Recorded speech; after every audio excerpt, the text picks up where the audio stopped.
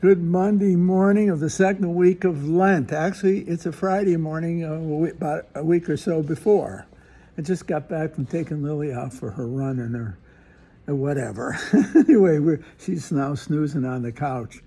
And I keep forgetting to do these, and I panic about Thursday or around Friday or Saturday. I think, oh my gosh, I forgot to do them. Anyway, so I'm in the panic stage almost. But today is the second week of Lent, Monday.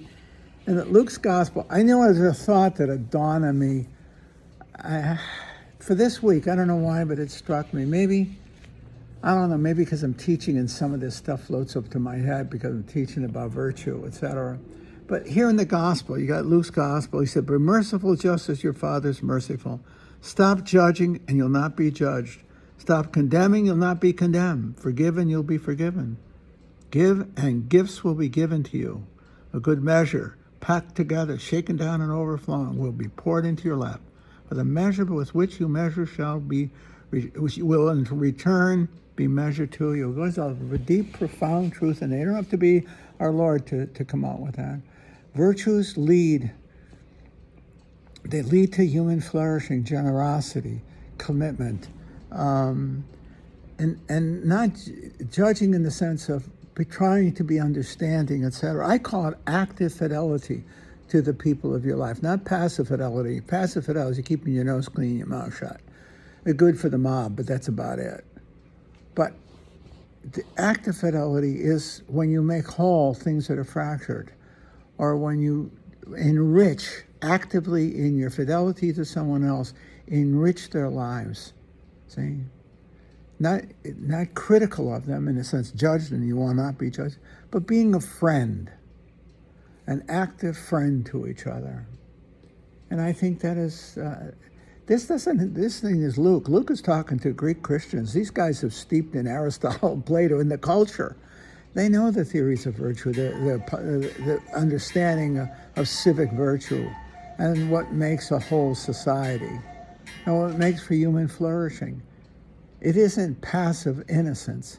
It's active engagement in the lives of the people, and including the lives of the civil order.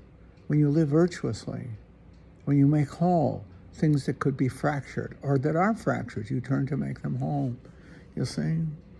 And it's true. Virtue is rewarding, not because you seek the reward, but because it is humanly enriching.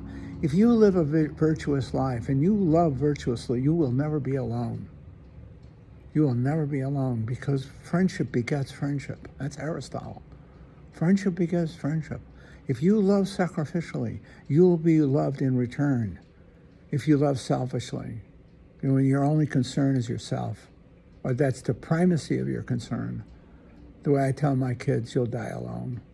I've seen so much of that pastorally in my life, where the failures of marriage are often not from infidelity, but from the lack of active fidelity. You don't take care of each other. No. You're more interested in answering the question, what's in it for me?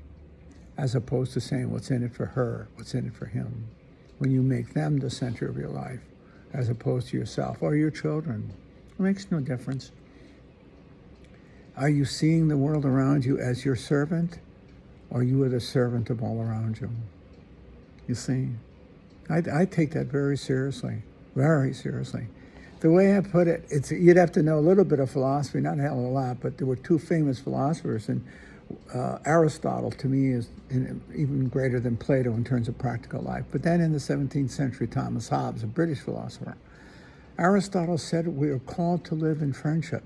We are called to be happy by life, but that comes from virtuous living, by living the life of generosity, fidelity, honesty, the basic virtues of life. And as we grow up and practice them, we are both happy and we make the world around us happy. We are flourishing as human beings. I've oversimplified that. Hobbes grew up in a horrific time with the Civil War in England. And what he saw, and it was that every man for himself. War, the state of nature is the state of war. That's what he saw. Everyone for himself. You just take care of yourself. And what I said is that you can live that way, you can try it, and I'm seeing people do it. Not actively, but passively, are selfish. And I've seen how hollow and empty their marriages were. I have a saying, there are no tears at the funeral. Why? Because that person made no difference in anyone else's life. No one cares. There is no sense of loss. There might even be relief. It's over, you see. That's horrible. I think the final judgment in life is when no one cares when you die. That you're easily forgotten because you didn't make any difference. And why didn't you make any difference? Not because you're hostile, it's because you were indifferent.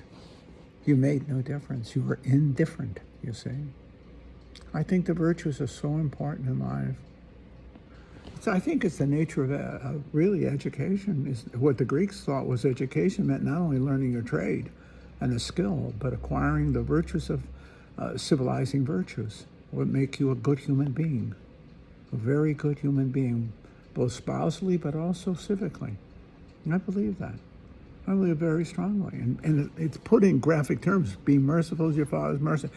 That is the addition, I think, a key addition of Christianity. And it has the notion of God not as judge, but as a merciful God.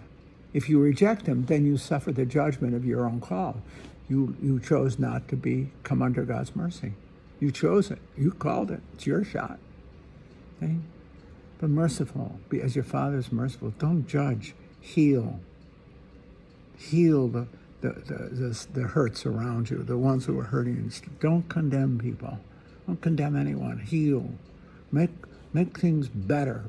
Not simply just, but better. Heal the wounded. I think I'm not saying it well this morning at all, but I think of that very, very much. More because I'm teaching that stuff. It's very much on my mind. And I look at my kids in class, 19, 20, 21. What do I want for them? Do you think I just want them to get an A or a B in the class? I want to sell them some goods, teach them something, make a living. I want the same ideal that the Greeks said. I want them to be good citizens of the world. I want them to flourish and be happy, a la Aristotle. And for me, it's not only Aristotle, but Christ. Because it does take more than the virtues. It takes self-sacrifice. Self-sacrifice. That's something Aristotle wouldn't have any concept of. It takes Christianity,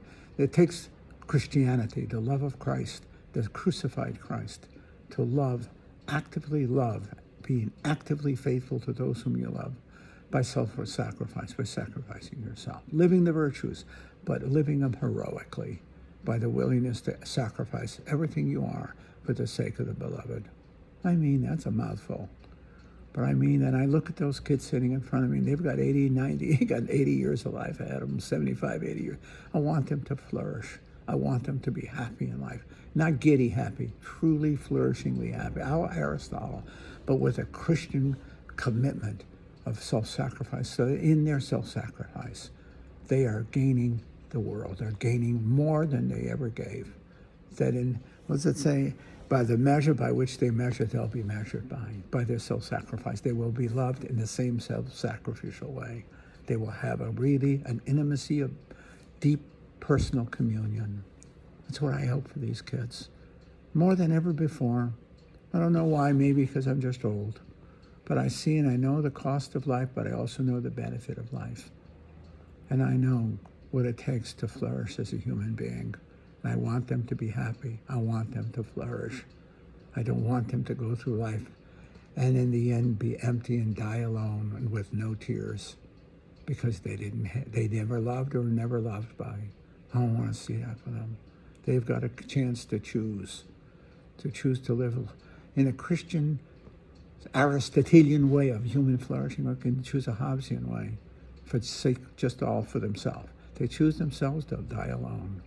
They choose Christ or they choose the life of virtue, they will flourish. And the world around them will be blessed and blessing towards them. They will flourish. That's what I hope for my kids in class. More than they get an A in the course, that they flourish as human beings.